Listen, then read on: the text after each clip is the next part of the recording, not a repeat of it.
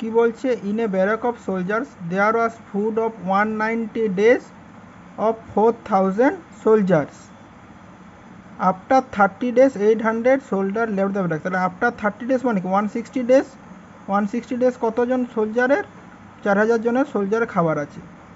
For how many the remaining left over food last for the remaining soldier, 800 soldier left হয়ে গেছে, তাহলে ধরে নিচ্ছি তাদের এক্স ডেজ খাবার চলবে। এক্স ডেজ কত, 800 সোলজার লেফট হয়ে গেছে, তাহলে 3200। তাহলে এইটা আর এইটা সমান হওয়া উচিত, তাহলে এইটা ইকুয়াল টু এইটা, এটা বার করে দেখাবে, এক সমান আসবে 200। এবারে এটি একটি অঙ্ক কি 1 মিনিটে বোঝানো সম্ভব? 1 মিনিটের শর্টে বোঝানো ভালোভাবে সম্ভব নয়। তাহলে পুরো অঙ্কটা ভালোভাবে বোঝবার জন্য নিচের ভিডিওটি দেখো, অঙ্কটি ভালোভাবে বুঝতে পারবে, একদম স্পষ্ট হয়ে যাবে কেন কি হচ্ছে, অ্যান্সার 200 আসবে।